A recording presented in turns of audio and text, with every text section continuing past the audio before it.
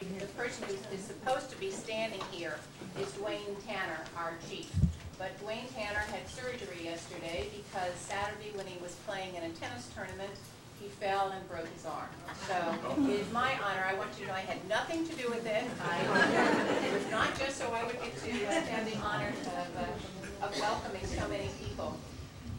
I think when we ask people who have been good to us to come forward that we might express appreciation, I know perfectly well it's not you who need that appreciation. It is we who need to express it to you. It is very important that we let you know how much your goodness has meant to us and to the lives of the young people who you have touched through your generosity, both in your what you have and who you are. The list.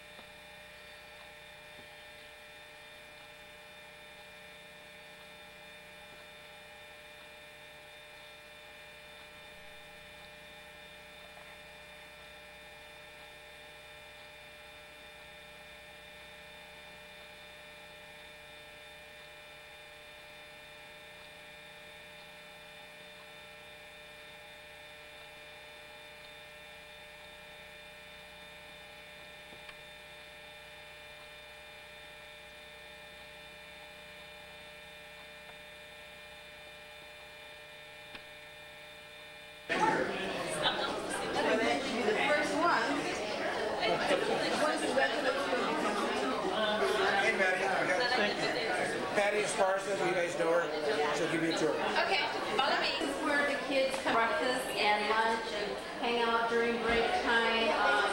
All of our kids in our program get picked up in the morning and get dropped off in the afternoon. So we've got drivers. We've got 4 different drivers that do 4 different routes. We've got kids as far as Coon City and into Monterey, Fruitdale. So our kids are all over. So our drivers go out early in the morning, pick them up, they come here, they have breakfast here, and then they have lunch here and snack in between. So this is what we call the staging area. This is where they hang out.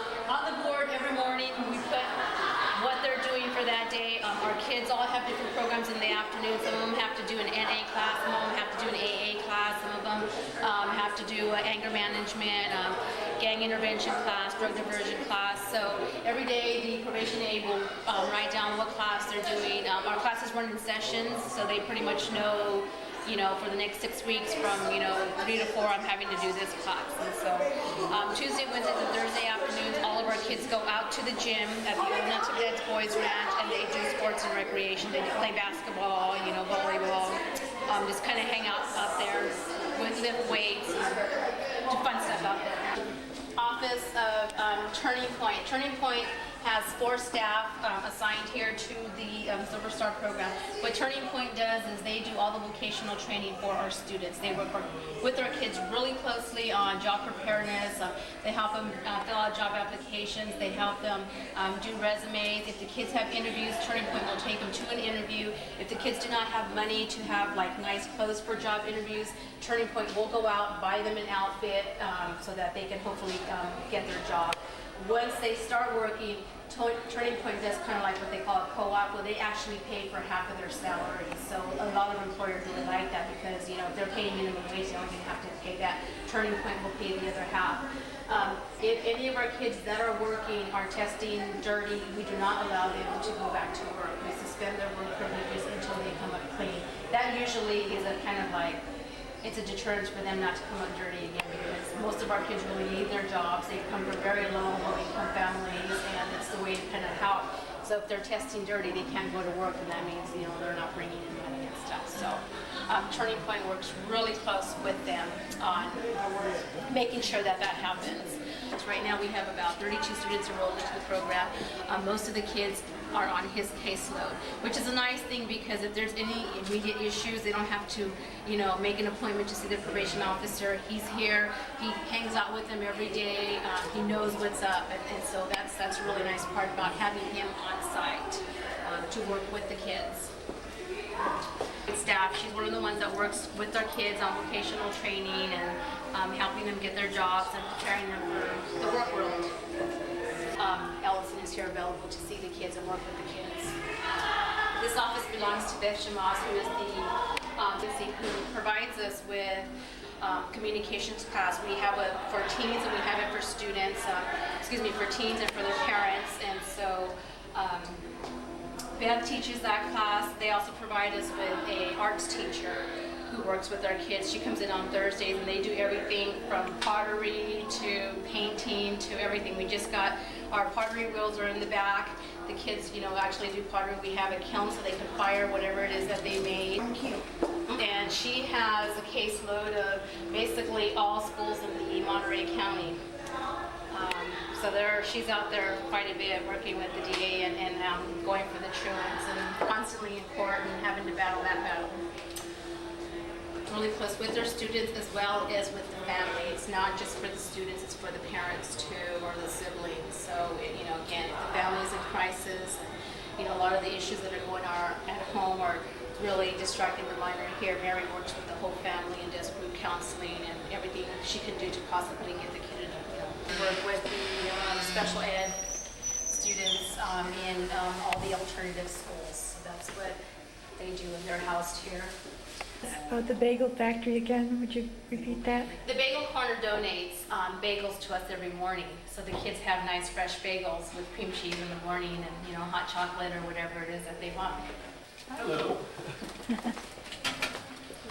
This is Greg, one of our teachers, and this is Nathan, one of our instructional aides. We work with our students. This is a hospital. Now it's actually a classroom. So Greg, what do you teach? I teach math and art and computers primarily. And then my colleague teaches language arts, English, and economics. But we team teach everything, so we integrate it. The computers, for instance, they're working on, their major project this semester is an autobiography.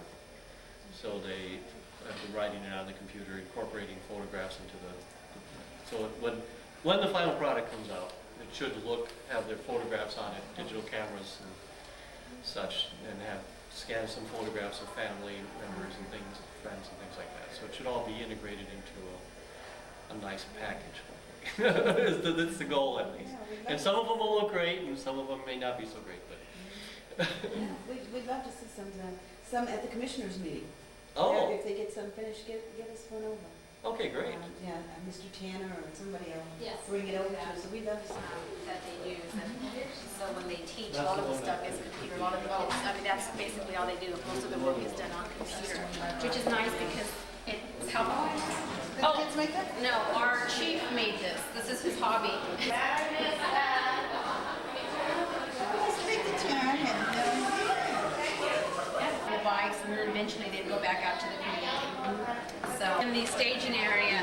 The stove is used for, we have a nutritionist that comes in on Mondays and works with the kids on making healthy, nutritious meals.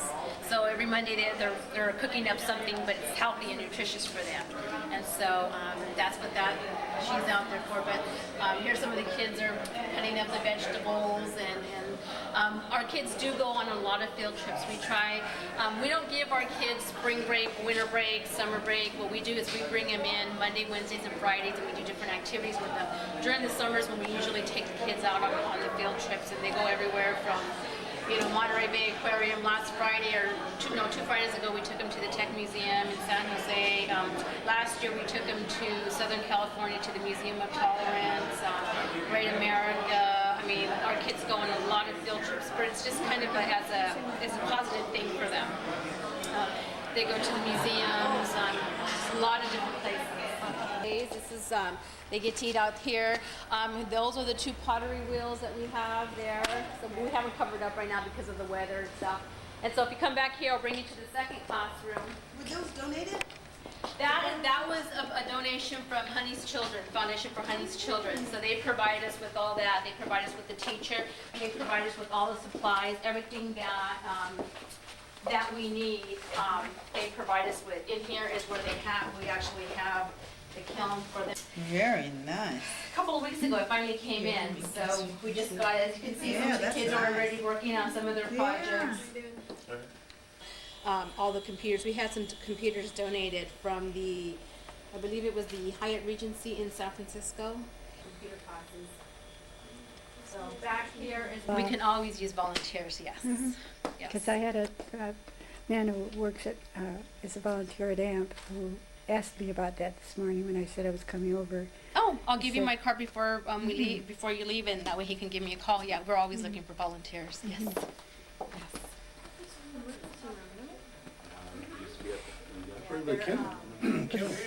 For granite top tables, they'll fire them in the kiln. Isn't that great?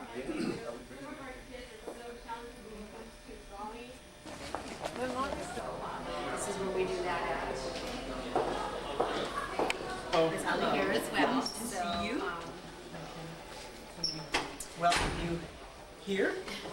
And if you need to know anything about the Victim Offender Reconciliation Program, I'd be happy to hand you a little brochure. Does everyone know about Victim Offender? In charge of the kids that are released from the youth center to aftercare. So here, as a matter of fact, we're in the students that received one of the certificates or awards from us. This is another meeting / room that we have here. This is the area that we have set up for the drivers. So they all, they're all camera van or vehicle assigned, and they have this phone set up so that the parents can call, especially the kids that are coming from way down. Go through an assessment. The kids that come to this program are referred by either by the court or by the probation officer.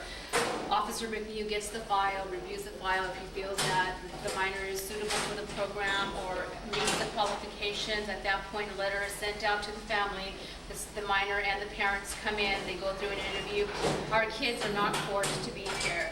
What works for this program is that if a student comes in for an interview and says, you know what, this is not for me, it's a lot of time, it's a big commitment, I'm not ready for this, I absolutely do not want to be here, that's fine. We do not, he's better off not being here because it's just going to be a waste of his time. Our kids have really, really long days. They don't get out of here until 4:45 sometimes, and they're picked up as early as 7:15. So they're here all day, and so it's a big commitment. All the special events, field trips. I do all the student calendars, all the afternoon programs. I coordinate all of those. And this is my stash room.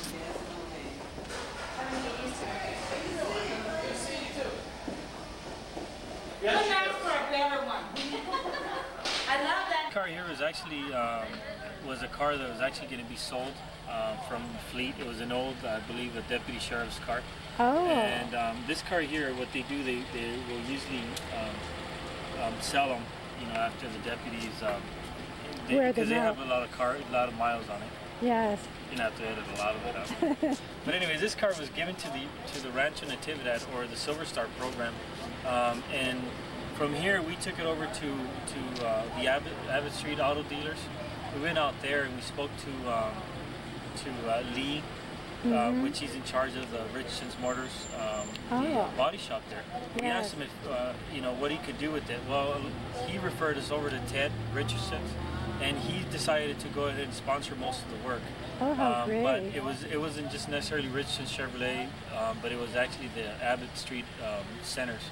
All the little dealerships there that actually put some money to get the car where it's at now. We had Alan Signs pinstripe the car, or do this back here, the actual logo. And then we had Bruce's Tires donate the tires and rims. Oh, yeah, Along with they that, are new, aren't they? Beautiful now. Yes, and we also had chrome tips in the back. So everything on this car has been pretty much it's been sponsored by different people out in our community. Along with that, they also reupholstered some of the seats in the back. And I Oh, don't have a yes, key to it open looks it, new. but they Because it- reupholstered all that. It looks actually really nice. This back seat, when the deputies were using it, they put the people that The old type of was it? where they had bars and Exactly. steel and so on. So all that had to be pulled out. Right. And it looks like a new car inside. Yes, it does, and it's totally different. Yeah. Thanks to the donations. Well, I see in back here you have some names of people, of groups that have worked on it, but you say there were others also? Right. So a whole bunch of stores and Yes, they have, and companies. they've donated a lot of their time also. We have some of our kids, some of our best kids that we have in our program actually worked on the car itself. They did a lot of the sanding, a lot of the taking apart and everything. And then they had to put the car back together. They put all of this metal trim in here too? They added this? Or is Actually, this what it was, no, that's the old metal trim that was on there, but before they had to repaint the entire car, they had to take everything off. And some of our kids from the Youth Complex program, they disassembled the car, helped sand the car down, and then it was painted, pinstriped, and then, they detailed the paint on it, which they buffed it. Right. And then, yeah, and then what they did, the miners came back and reassembled the Yeah. entire car. In other words, all the way through here, the things we've been visiting in the car too, if you didn't have people willing to put energy and time in, you wouldn't have half of this Well, stuff. the main reason why the program is so successful is that we have a lot of volunteers and providers and interns and people who give up their time to volunteer for us, and it enhances the program. Plus, That's at this it. building, we have 8 agencies. It's a collaborative that feed into the program, and so it's a one-stop place for all these activities for kids. So And makes nice. it can't help but be a lesson for the kids. Do they realize how many people are donating time and Yeah, they do. money? They do. They appreciate it. We just finished a study about a month ago that Marie Glavin did for her company, and we found out that the kids that attend our program do not reoffend 40% less than kids that are on regular probation. So I mean, so they're not reoffending 40% of the time. Why? Because they're with us all day. And you're giving them the attention and the example. Exactly. So now they can think of giving their time to others instead Right. of taking. Yeah. And we're not giving up on them if they have a bad day. We understand that, and we pick it up the next day and start a fresh day. And so yeah, we try to be real positive. And I heard that once they, well, since you're involved in helping them get jobs, one of the judges mentioned that the one way in which they could leave a gang was if they had a job. Then the gang would Well, be. Judge, has been on the bench, Judge Phillips, for over close to, I think 25 years. And so he's always said that the best way to keep a person out of trouble and to go, to do the right thing is a job. And he just feels that we need to hit them earlier. And so that's why we're working with kids that are 15 and a half and 18 and a half to give them a career, hopefully, job training and, a job. And often their parents had a different job source 24 to 30 years ago. Right. Parents don't know how you get jobs these days and what kind of jobs are available.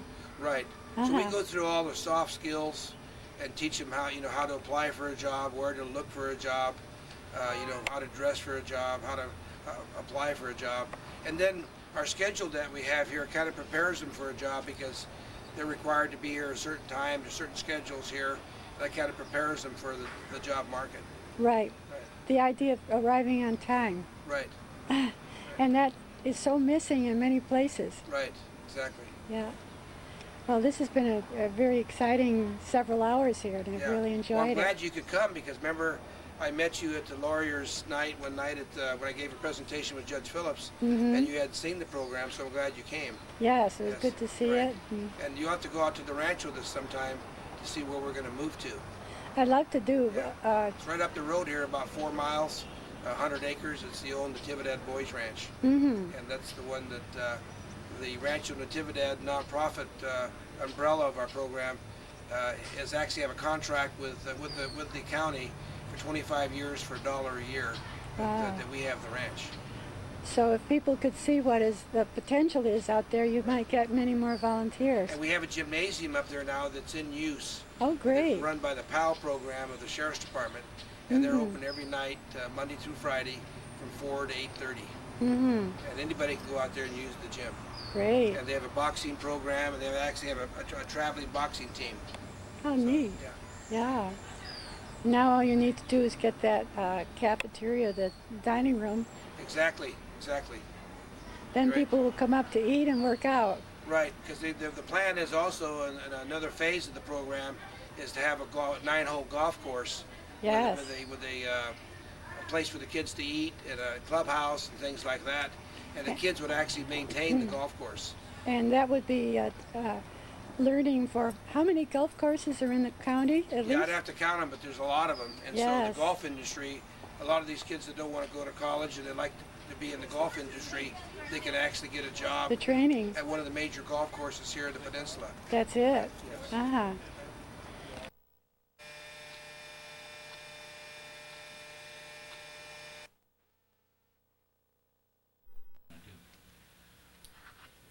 The ranch, as we call it, used to be the Boys Ranch, and it sets up in the Gavilan Hills, where the town of Natividad was at one time. A lot of people don't know that there was a town in Natividad before Salinas was there, and that's where the stagecoach, and there's a plaque there where the stagecoach came along on the way to San Juan Bautista.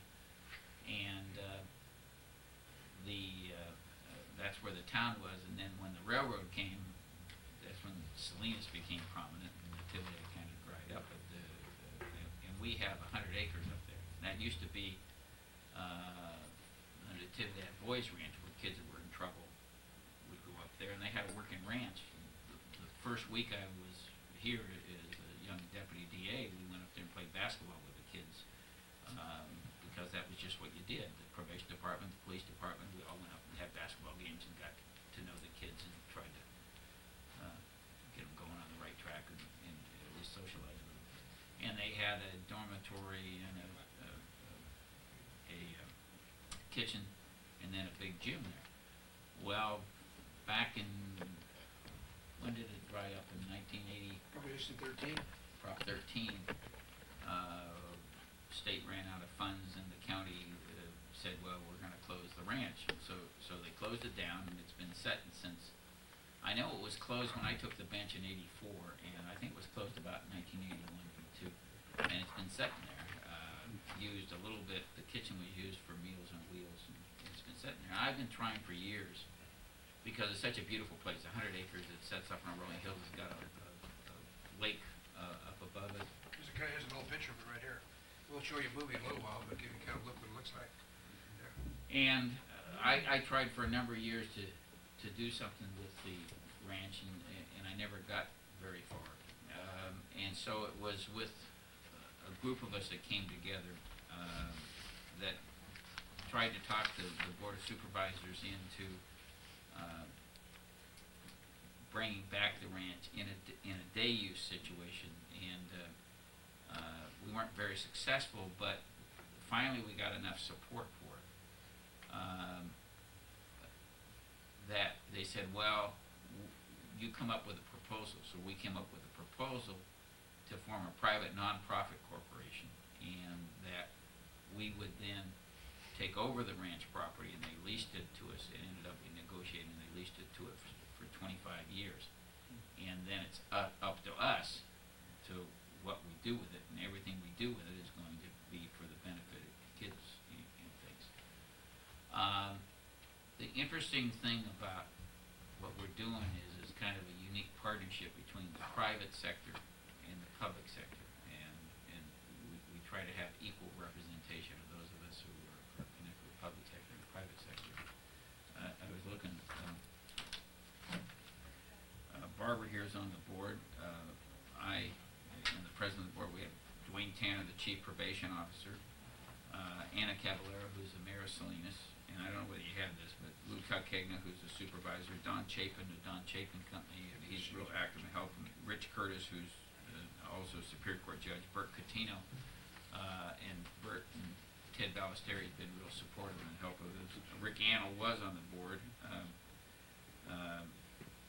Barbara Robinson, who's in the grape business, Bob Holmes, who's in the golf business, Marianne Leffel, who's with Great Bank of America, Juan Regato, Seaman Salinas, who's Assemblyman, of course, Jerry Smith, who's the mayor of Seaside, Gordon Sonnet, the sheriff, Dick Wallace, who's runs Nolan Hannum, really, and Bob Zoller, who's a golf maintenance person at Monterey Peninsula Country Club. He kind of is the golf maintenance person who supervises all that. So you can see we've got some pretty good people on the board. And basically, the inspiration for what we wanted to do was having been a district attorney for 13 years and having been a judge for another close to 20 years. The thing that turns young people around, in my opinion, is jobs and job training and the self-esteem that the people get from jobs. And we have a lot of our young people who are dropping out of school and are falling through the cracks. And some of them can be turned around if we put the right emphasis at the right time. And we're not doing it. We don't have good job training programs for young at-risk people. We just don't. They can say all they want, but it's not happening. And so we took it upon ourselves to say that this is what we got to do, and we got to finish. We have a full-size gym there where kids can go, and we have a boxing program for kids. We're doing some positive things for them, but we're going to have to put a lot of money into that. We're right now getting ready for a capital campaign where we would like to raise. It's probably the worst time in the economy to go out and raise money.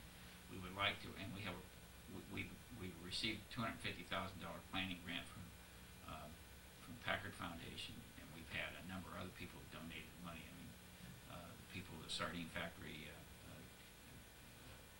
Catino's on our board, Ted Ballesteri, they put money into it. TNA, Tamara and Annal have put money into it. Some other private people that just heard our vision and have put money into it. But obviously we're going to have to raise a lot of money to fix all that property. What we want to do, and we can talk about the vision, but what we want to do is have a 9-hole golf course there where young people can come and play golf and do positive things. Our young people will learn to be greenskeepers on that property. And oh my God, we even have a proposed golf course, and we have 2 people, as we mentioned on our board, who are into golf. And the AT&T Monterey Peninsula Foundation have put considerable money into helping us go forward with this, and want to work almost like a partner with us in it. We want to have the gym, the ball field we want to do. We have a lake up above, so we want to have some hiking trails and lakes for kids where they can go and fish and do some positive things. Our vision is we want to use that property for anything that our board of directors feels that really benefits young people in a positive way. So many of these young people have no interest in anything at all, and it's almost frightening. And so we want to do the things that get them reinvented and re-stimulated. Since our property wasn't ready, we didn't have the money for it. And the other thing we want to do besides have the golf course, we're going to have a culinary school. The hospitality people are going to work with us to create a culinary school where people can go up there and have a bite to eat, sit there, and these kids will learn to cook, learn to wait on, and like I said, we have some people like Bert Catino, who's one of the premier chefs, who's working with us and setting up that program when we're ready. Our kitchen really isn't that bad of a shape. The buildings are in bad shape for as long as they sit there. We're gonna have to re-roof them, we're gonna have to remodel them, we'll do a lot of other things. But we probably can do everything. The golf course, bringing the water out that we're gonna have to, probably for $6 million. We don't know. We have someone going out into the community, and that's her job, is raising money and finding out, well, are people gonna buy what you're trying to do? I mean, we have a lot of good people on it. We're all enthused about it, but everybody gets enthused about a project that they're working on. So the real question is the public gonna be ready for this, and they're gonna get behind it? Most of the people you talk to like the idea of not putting money in some kid's pocket, but to give them a chance to build his self-esteem and go and start working and learn a job. Most of these young people who are struggling and failing are not going to go to Stanford and Yale and Princeton. If we get them so they get their high school diploma, the things that Richard and his group are doing with these young people at the old hospital, it'll be amazing when he tells you about it. But if we can get these young people to get their diploma and they get trained in a job as a plumber, as a welder, as a culinary person, if they get trained as a working as a golf maintenance person who make good money, if they get a job and stay out of trouble, our society, we're probably going to have too many college graduates the way it is, and you're always going to need the person to do the welding, the plumbing, and the other things. And who's to say that this occupation isn't every bit as worthwhile as this occupation? And so that's our goal, to get a lot of these young people who are at risk, that are just kind of right there, and we're talking about the 16, 17, 18, 19, 20-year-olds, and get them out of that and get them into the system, and out of the system. And the little stat that we saw even today, when we're looking at what we've been able to do so far, is real successful. We were sitting there and we didn't have any place for a job training program. Our job training program, we got some funds to run a job training program of our own. And Richard started that. We didn't have a place for it. The county finally let us start it at the old hospital, the old Natividad Hospital that they abandoned when they built the new Taj Mahal. And so we went in there with the kids and worked on cleaning it up, painting it, and took on a big section of it. And the things that they've been able to do there, and the kids don't trash it or anything, because they're built into it. They've worked on it, and they've done the things that. And these young people are doing a tremendous, phenomenal job in turning things around. They have a van that goes picks them up. I'm not going to take away your thing, but they have a van that goes pick them up in the morning, make sure they get to school. And we have all these resources that come to bear on these kids. I'm not there very much. I go out there for graduations and give them their diplomas, and we had one gal got a job as a forklift driver, and one young lady is becoming a mechanic, a tractor mechanic, and they finally are taking some pride in themselves, and they got something going for them. So our vision, we don't know how much we're going to be able to raise. That's what this lady's going to tell them. She may tell us, you can work all you can, but you're probably only going to be raised $2 million. Well, we have all kinds of people who've heard about what we want to do and our vision on this 100 acres. Like I said, we have it for 25 years. We would like to get, if we can get enough money going into it, we'd like to go back to the Board of Supervisors and say, look, these people are putting this kind of money into it. Can we extend that lease or have an option to renew for another 10 years with the money that people are putting in it? We're a 501c, so people can write off what they put into it. But whatever we decide we're going to be able to raise and have things, we're going to do something out there.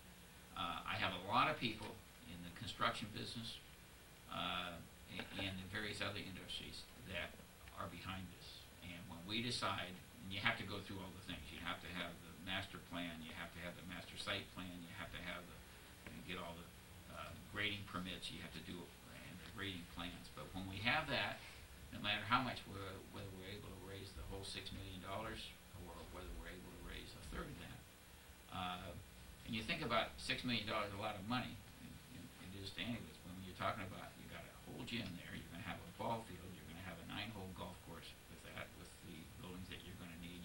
revamp the other buildings to have the classroom, the computer room, the various other things that we have down at the things, and then you're gonna have the hiking trails and the lakes and things up above. It's quite a bit of stuff that you're getting for the amount of money you're putting into it and the amount of number of kids that be serviced. We envision having our kids come up who are the kids at risk, and some of them will be in a kind of custodial situation, some won't. Some will be at the youth center, but they'll be bussed up or come up.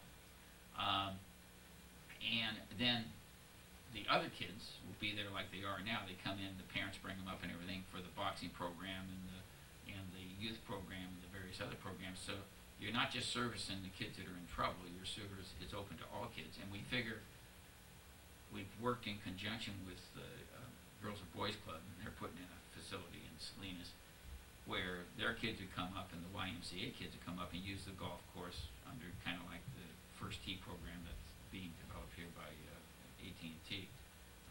So the kids can play golf and learn the positive things that you get from golf, and then have a bite to eat if they're hungry. Like I said, I think we have the support of people. The Association of General Contractors have been up there 2, 3, 4 times. They want to get these kids involved in their apprentice program, but they're also willing to work with us when we're ready to go and we have all the plans to come in and volunteer some of the work and have the people come in.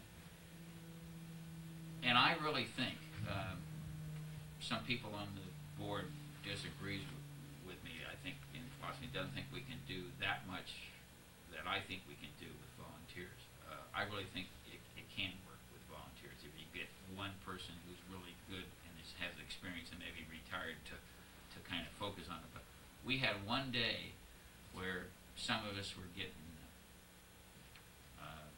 antsy because we weren't doing enough, and you needed something to do there. And of course the property run down, there's old fences, and there was an old house that was dilapidated on the property that looked poorly, and there was a lot of stuff that needed to be done.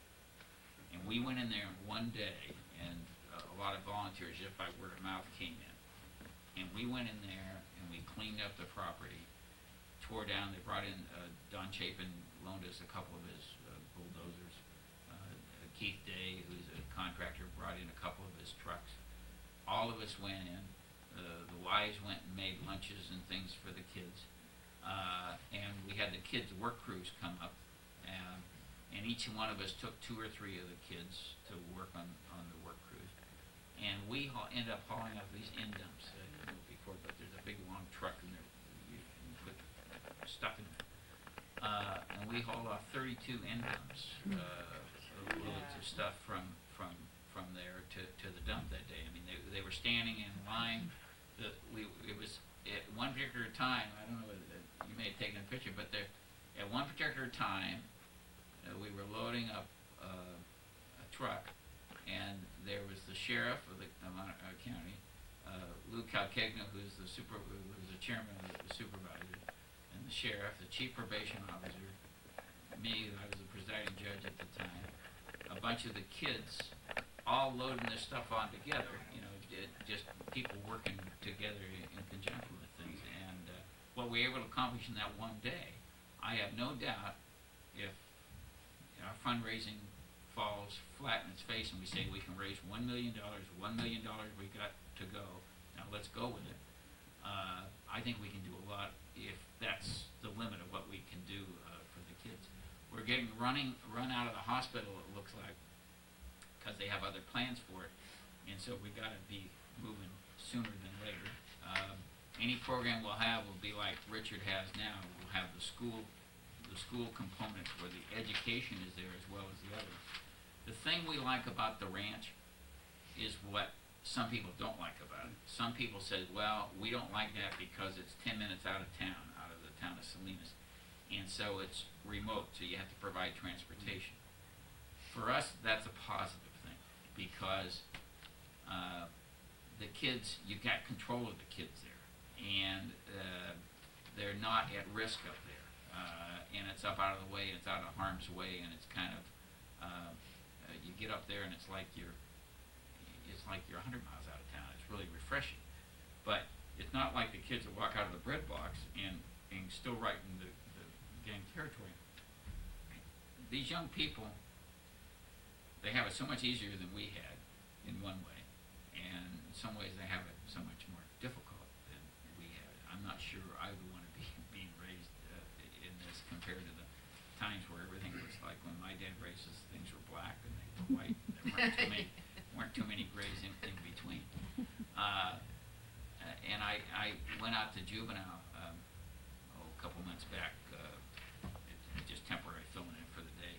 And like I said, I was a prosecutor. I've been on the bench for a long time, and I'm supposed to know all about these things.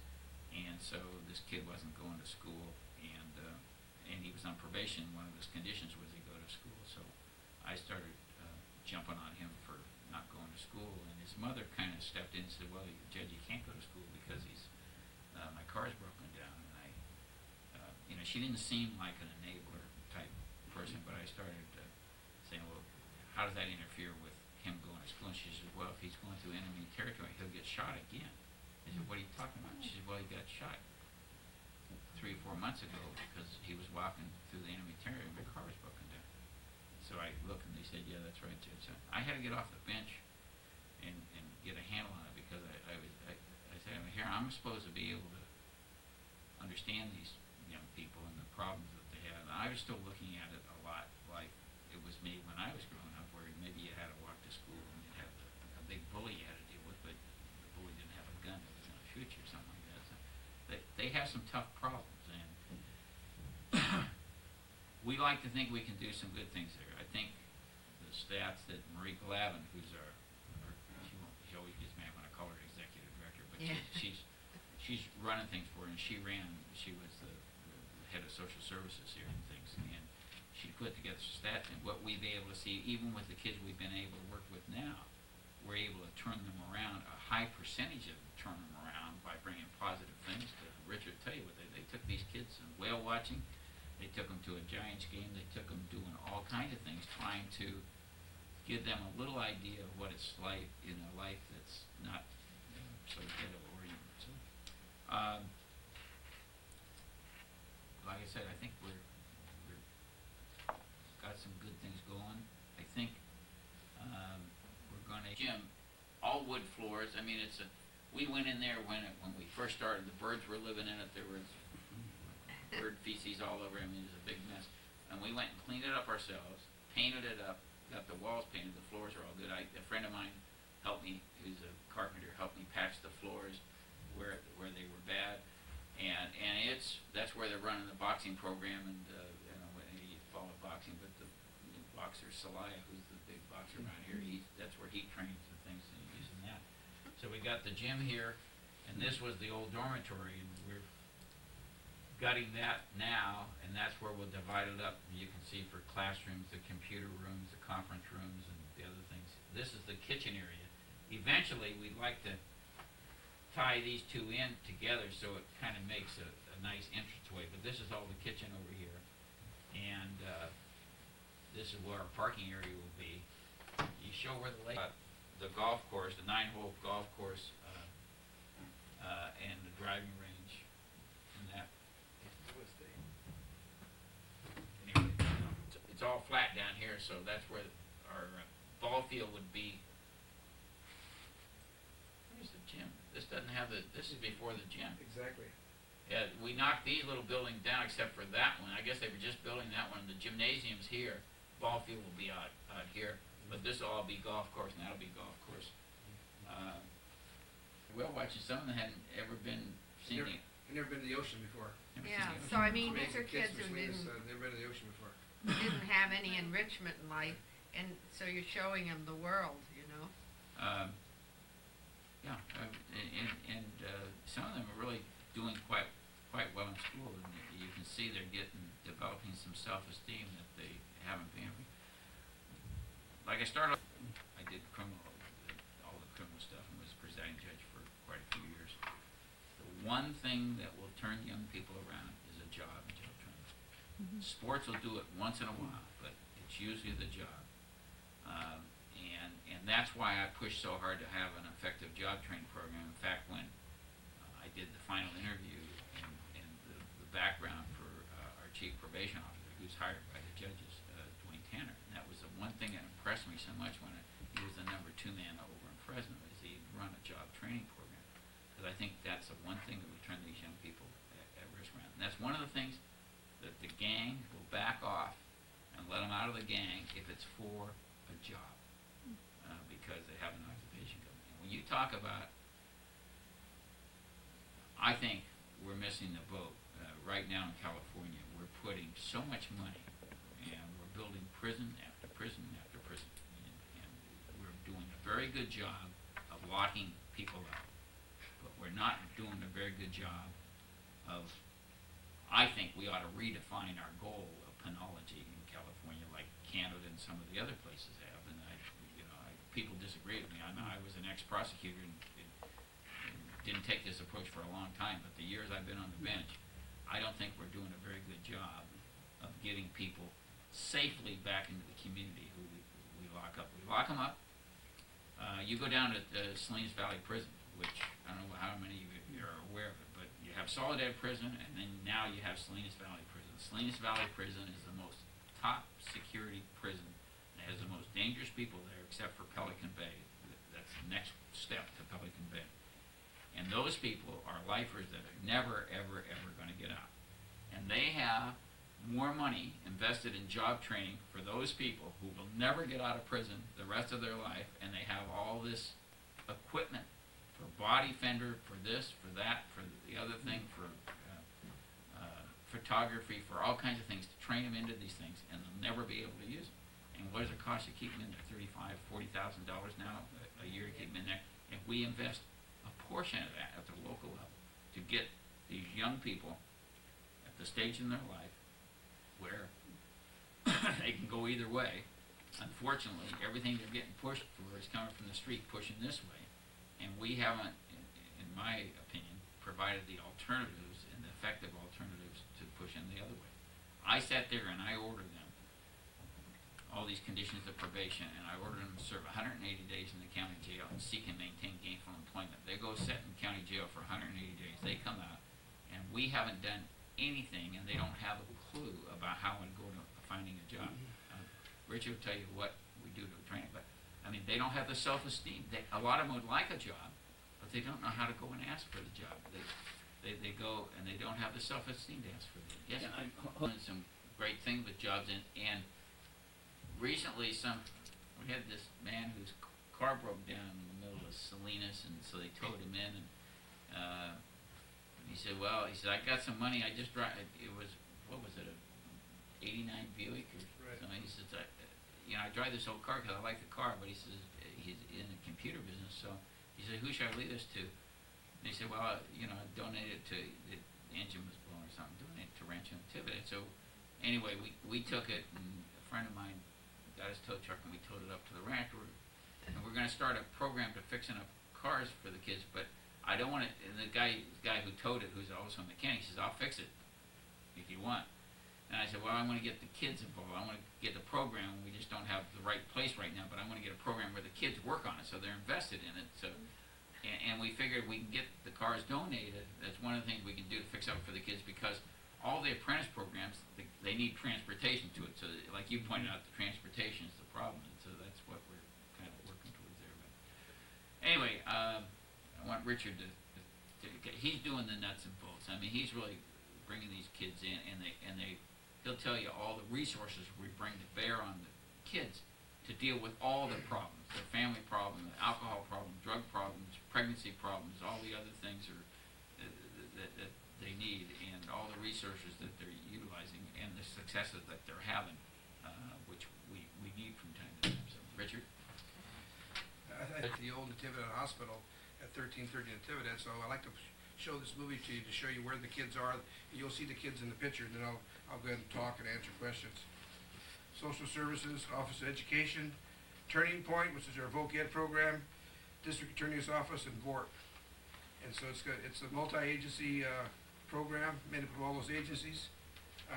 We plan to be here at the hospital until the ranch is remodeled and we move out to the ranch. If you stay on the second page there, you'll see that we basically do three things at the 18 and a half and 18 and a half who pass an assessment process, and for our vocational educational program, Students must possess the desire to learn, to trade, and seek gainful employment. And the way we get our kids, we get them from the juvenile court judge, sends kids to us, the probation officer sends kids to us, and then we assess the kids. We have to make sure that they're 15 and a half. Why? Because to get a work permit, you have to be 16. So we can't afford to have kids that are 13. We have another program for them that's called ROP. So once they're assessed, and the assessment team is made up of the multi-agency team. We have members from the multi-agency team of all these departments. They sit on a team, and the parents come in, and the kid come in, and we actually interview them and make sure that they have an interest in doing this. And then we look at their file and try to find the needs what kind of needs they have, and then we do a needs assessment at that time. And if we accept them, we kind of set up a needs assessment and a program for that one kid. As a matter of fact, we have a kid who will have something posted on the wall of all the programs that he or she is supposed to attend. Okay, staying with that, going to the back page here, if you see this program called Turning Point, they're one of the programs under the umbrella of Rancho Natividad, and they supply the Voc Ed program for our program. What they do is that as soon as a kid comes in and he or she is assessed, they give them a test to find out what their attributes are and what kind of field of study they should go into. Because most of our kids are kids that only probably have 20 units towards their high school diploma. So they're way behind, they're not interested in school, but we have 2 classrooms there, and during the day from say 8 to noon, and we teach them the schooling that they need. About 5:30 in the morning, go out throughout the whole county and pick up these kids that we've selected to Pacific Grove, Carmel, wherever they live, King City, Prunedale, and we pick them up and bring them into the complex. And then the first thing we do is we serve them breakfast, because a lot of kids don't have breakfast. They have breakfast about 8 o'clock, and 8:30 they start going to school. And they go to school between 8:30 and 12:30. And they take all the general classes that you would have in a regular high school. Then at 12:30 they have lunch for about a half hour, and then they start their Voc Ed training, and that's where Turning Point comes in. And they actually will, like I said, first they'll give them a test to find out what their attributes are. And say, for example, if a person's interested in being get into electrical for some reason, well, they'll do kind of a soft skills things with them. For example, if you're going to apply for a job, how do you apply for a job? How do you fill out an application? How do you dress for a job? That deals with the soft skills. And then also they do job shadowing. So if they want to go into electrical work, they'll set them up with an electrician, and they'll spend time with an electrician to make sure that's the kind of work he or she wants to get into. Because sometimes they find out that they don't want to do that. They don't want to go in that kind of field, so we'll change it. So once they get the job shadowing done, they do an internship and they're still interested in that job, and then they start the job training. And the job training areas that we use the ROPP program in Salinas, we use Hartnell College, and we also use different private businesses that will take kids to train them. Then once the training is done, then the Turning Point finds them a job. In the meantime, when they're going through this process, it takes a long time. They actually will find them another job at a fast food place, for example, so they can have some spending money. So that's the Voc Ed portion of it. Okay, so that's one of the main things we school every day. The max we can have in the classrooms is 17 in each classroom, and the Office of Education is the one that teaches our classes. Then we also have kids that have been in the program quite a long time, and we have 2 kids like right now in Job Corps. We have one in we have one in Nevada that's involved in electrical work, and we have one in San Jose doing medical assistant. Any kid that wants to come there to go to any of our classes. And we offer about 20 different classes, and this manual here, it has all the classes that we offer. If you turn to the middle of the section here of this booklet, let me turn to it here, the book. It tells you all the classes that we offer, and I'll just read a few of them. Spanish and English, Narcotics Anonymous, Planned Parenthood, Sports and Recreation, Power Awards. We do tutoring, victim impact into these classes. So between the hours of 2 and 5, the kids that are required to go to those classes, they go to those classes between the hours of 2 and 5. We also offer classes in the evening, like on Tuesday evenings, we have Parents at Control, and we have 12-step meetings for alcohol and drugs. On Wednesdays, we have power of words for parents only to how to be a better parent, and we also have that's the main one we have for that evening. Let's see here, to the 1,600 kids that we have on probation. So the main thing we do is with voc ed for kids that are 15 and a half and 18 and a half. The second thing we do is we offer services to the 1,600 kids that we have on probation in Monterey County. And the third thing we do, we've done this now for the last 3 or 4 months or even longer than that, any kid that's at risk at anywhere in the county that wants to come to any of our programs now, they can come. So if we have, as you know, we have probation officers assigned to almost every high school in the county, and if they're on campus and they see kids at risk, or the counselors on campus have people at risk, and they want to send them to our program, we will take them. So that's another thing we do. At Soledad High School, and we're going to have a van that leaves our place every Thursday evening at about 6 o'clock with the person who teaches the power of words, the person that does the 12-step meetings for alcohol and drugs, and the YATV classes, that's Youth Alternative to Violence. We'll be meeting down there at Soledad High School every week for a couple hours. So anybody from the South County, because South County doesn't have a lot of services, so anybody from Gonzales or King City or Greenfield that wants to have services can come to the Soledad High School to get services there. In the small scale that we are, we touch about 400 kids a week. If we talk about all the programs we do, we have like 35 to 40 kids that come out to the gym at night, and all the different classes that we have, we're touching about 400 a week. One of the things we do, once a kid is sentenced and they're doing time at the hall, say they're doing 60 days, once they complete at least half their time in juvenile hall, we can release them to the work program. They can go home, and then they come back every day and work on our work program instead of being locked up, and they're giving back to the community. So we have a work program that works from Wednesday to Sunday. That's one thing we have with the work program. Okay, right now we have about 42. And these are kids, like I said, they have to be 15 and a half to 18 and a half.